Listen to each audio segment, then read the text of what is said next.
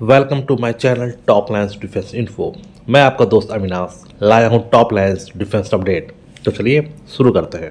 आज के सिनेरियो में हर फील्ड में प्रोग्रेस बहुत ही तेजी से हो रही है, चाहे वो इंफ्रास्ट्रक्चर की फील्ड में हो या फिर किसी देश की डिफेंस इंडस्ट्री की। ये समय के साथ बहुत ही तेजी से आगे बढ़ रही है। अगर मैं इंडिया की डिफेंस फील्ड की बात करूं तो जब से मोदी गवर्नमेंट सेंट्रल में आई है, इसने तीनों आर्म फोर्सेस को काफी एडवांस बनाने की दिशा में काम किया है।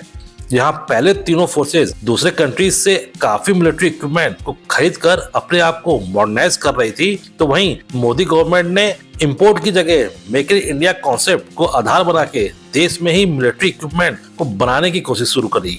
इससे इंडियन गवर्नमेंट का काफी पैसा तो बचना शुरू हुआ, लेकिन इन मिलिट्री इक्विपमेंट को शुरू से रिसर्च करके उनको प्रोडक्शन तक लाने में समय भी काफी बर्बाद हुआ। और यही कारण है जहां एक तरफ तो हमारी डिफेंस इंडस्ट्रीज को एक्सपोजर और एक्सपीरियंस तो काफी मिला, तो वहीं दूसरी तरफ इस पूरे प्रोसेस में हमारे डिफेंस फोर्सेस को उनकी जरूरत के हिसाब के मिलिट्री इक्विपमेंट काफी देरी से डिलीवर हुए, या फिर टेक्नोलॉजी मेच्योर न होने के कारण कई डिफेंस इक्विपमेंट तो आज तक डिलीवर ही नहीं हो पाए।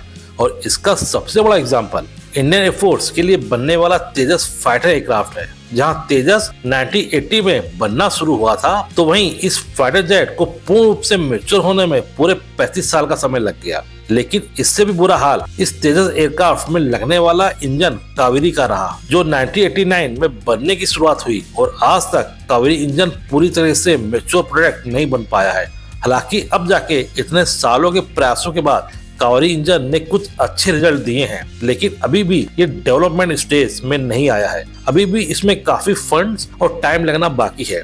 हालांकि यहाँ मैं इंडियन डिफेंस इंस्टीट्यूशन जैसे HAL और DRDO की शॉर्ट कमिंग को एक्सपोजर नहीं कर रहा हूँ, क्योंकि किसी भी नई चीज को अपने दम पे डेवलप करने में काफी टाइम लग सकता है। लेकिन यहाँ जो मेन प्रॉब्लम रही है वो यहाँ की लीडरशिप का सही टाइम पे डिसीजन ना लेना और प्रोएक्टिव अप्रोच ना अपनाना रहा है। और उसी वजह से हमने डिफेंस के फील्ड में इतनी तरक्की करने के बाद भी हमारे डिफेंस फोर्सेस अभी भी कई जगहों पे हमारे कॉम्पिटिटर से पिछड़ रहे हैं।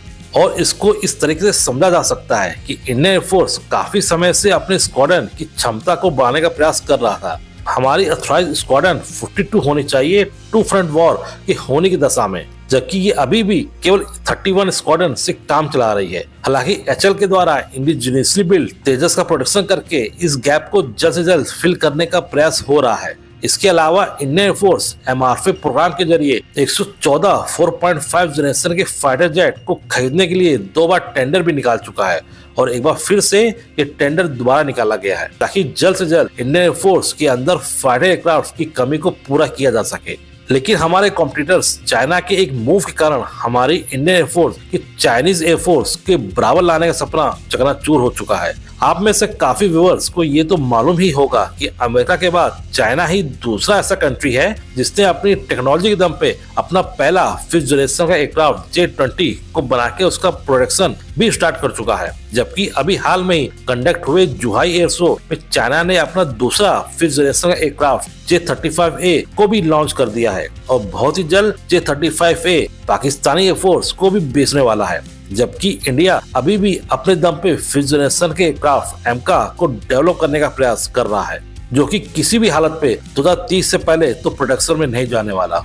और इस गैप को थोड़ा कम करने के लिए इंडियन गवर्नमेंट और HAL जल्द से जल्द 4.5 जनरेशन के एयरक्राफ्ट तेजस और MRF के होने वाले विनर एयरक्राफ्ट को इंडियन एयरफोर्स में इंजेक्ट करना चाहते हैं, और इसके लिए वो हैविली इन्वेस्ट भी कर रहे हैं ताकि वो चाइना और पाकिस्तान को कड़ी टक्कर दे सके। लेकिन चाइना द्वारा रिसेंटली अपने 6th जनरेशन के एयरक्राफ्ट का टेस्ट देके इंडियन डिफेंस एक्सपर्ट्स और इंडियन गवर्नमेंट को शॉक कर दिया है।